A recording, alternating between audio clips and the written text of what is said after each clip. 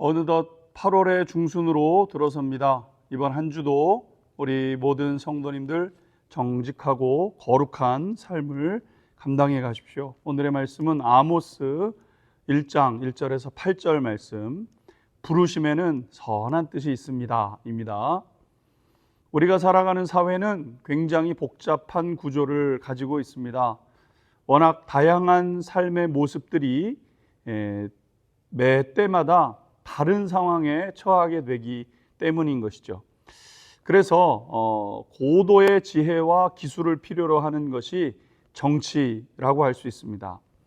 사람들은 흔히 정치는 생물이다라고 이야기를 하지요. 살아 움직이는 것이라는 의미를 가지고 있을 겁니다. 그런데 이렇게 복잡하고 다양한 사회 구조를 조금씩 허물어뜨리는 것이 있습니다. 그것이 바로 무엇이냐면 부정부패이죠. 이것은 마치 좀벌레처럼 눈에 잘 보이지 않는 것이고 하찮게 여기기 좋은 것들이지만 나중에는 기둥을 허물어지게 하는 그런 것이 되는 것이죠. 부정부패. 그러기에 부정부패의 문제는 엄격하고 명확하게 다스리고 세워야만 사회가, 공동체가 계속해서 유지되고 발전할 수 있는 것입니다. 그것을 성경에서는 공의다 이렇게 말씀하고 있습니다. 우리가 오늘부터 묵상하게 되는 아모스서의 주제가 바로 공의에 대한 내용이라고 할 수 있습니다. 1절 말씀 먼저 보십시오. 유다 왕 우시아의 시대, 곧 이스라엘 왕 요아스의 아들 여로보암의 시대, 지진 전 2년에 드고와 목자 중 아모스가 이스라엘에 대하여 이상을 받은 말씀이라.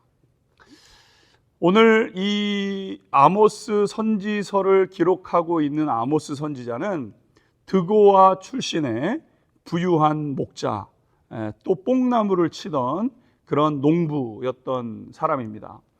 그런데 어느 날 성령 하나님께서 아모스 선지자에게 강력하게 임하셨고 그는 자신의 삶을 모두 정리하고 북이스라엘로 가서 선지자의 삶을 살게 되었던 것이죠.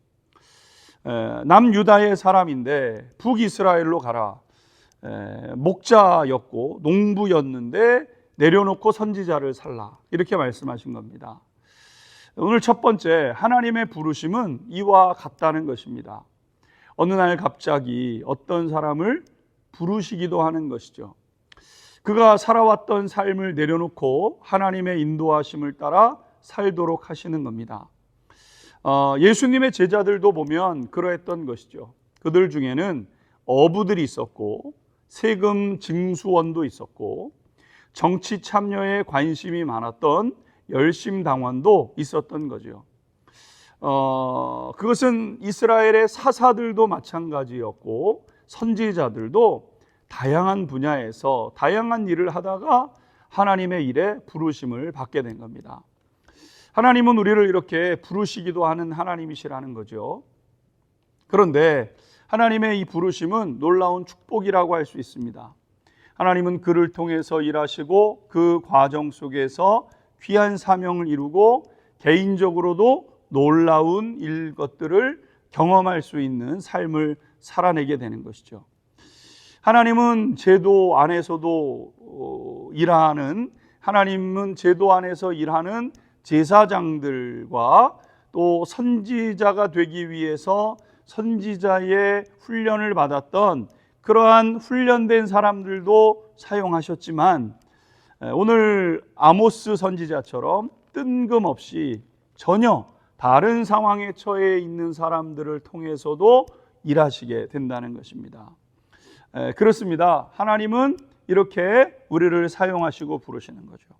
그러므로 우리는 하나님을 제한해서는 안 됩니다. 하나님이 우리에게 말씀하시고 또 하나님이 우리를 무엇을 명하시든지 하나님의 뜻에 순종하려고 할 때 하나님 안에서 놀라운 역사가 이루어지게 되는 것이죠. 바라기는 우리 안양중앙 성결교회 성도님들 한 분 한 분마다 하나님의 부르심에 귀를 기울이고 마음의 문을 여셔서 하나님의 부르심에는 후회하심이 없다 하셨는데, 하나님 앞에서 귀하고 복된 삶을 이루어내는 우리 성도님들이 될 수 있게 되기를 주님의 이름으로 축복합니다. 기도하겠습니다. 하나님의 부르심에 놀라운 뜻이 있음을 깨닫습니다.